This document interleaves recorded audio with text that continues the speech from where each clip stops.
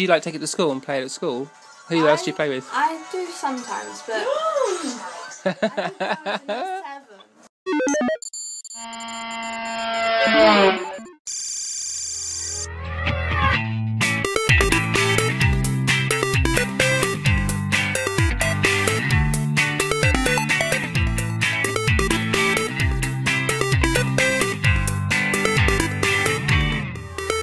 Welcome to Family Gamer TV. I'm with the Sharps and with Harry, and we've been looking at some of the Pokemon games. Now I understand you don't know much about them yourself, but your family plays quite a bit of Pokemon on DS. My children absolutely love playing Pokemon, and the challenges and racing through the stories and collecting the different Pokemons and breeding them and having great fun. And is this something they've been for a while, or is it a new... Years. Started with watching Pokemon on TV. The children were very happy watching the Pokemon games and things, and then the films, and then they saw the games and really wanted to play them, so I didn't have a problem with that. I breed my Pokemon in here so that I can copy them so they can go on the other one. Explain that? What you... So if you have 2 devices and 2 games, Yeah. That's cool. trade Pokemon. Yeah. So if I have a Pokemon there on Diamond that I want to have in Heart Gold, I'll breed it with my Ditto, which is a Pokemon that can copy other Pokemon. And that can, if you breed those 2, you get the egg of a Pokemon that's not Ditto.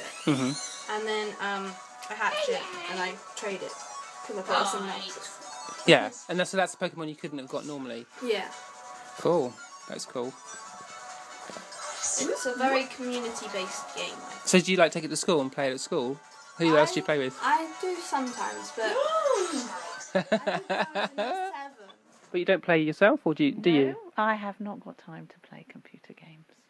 My most energetic computer game I managed to play is Sudoku on my own DS, which I've inherited off the children, one of their cast-offs. So that's it, I do that. But I mean, when the kids are playing, do they come and show you what they're doing? Are you aware of... No, I'm aware they're playing because they have to play. Well, they don't have to play. Their DSs they can play in their rooms, but if they're playing on the computer on the Wii or something, they play out in the main room. And so, I mean, I was talking to some of them earlier, and it sounds like a particular Pokemon game they've put in a good couple of hundred, maybe 300 hours. You get a special prize if you finish the Pokédex there. Do you know what that is? Have you done that? On this one, you get a certificate.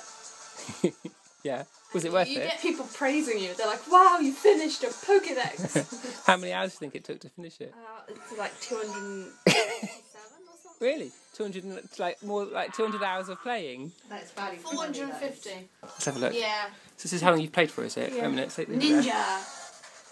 I don't think you want to see how long So, I've what's been that? playing. 279 hours?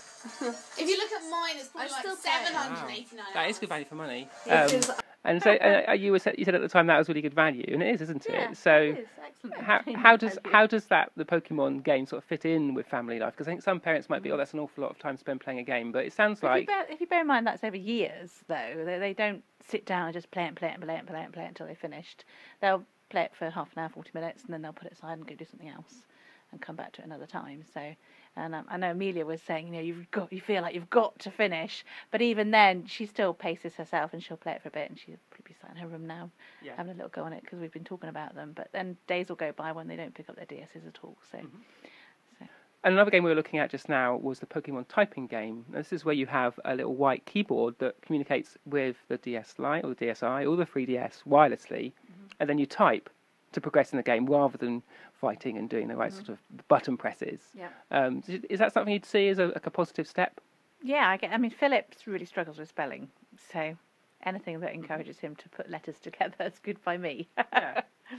So, yeah, I mean, and just to do things that are different and just develop different techniques and things and not just be fixed with staring at a screen. Yeah. It's good. Yeah, I quite like the way it's a proper keyboard. So it's not just like you're not just playing a game, you literally are learning to type. And there's an element of the game where it's trying to get you to use the right fingers on the right keys. Brilliant. We have to see how its typing and spelling comes on. Brilliant. I like that. That's all we've got time for this week on Family Gamer TV, but we'll be back with more soon.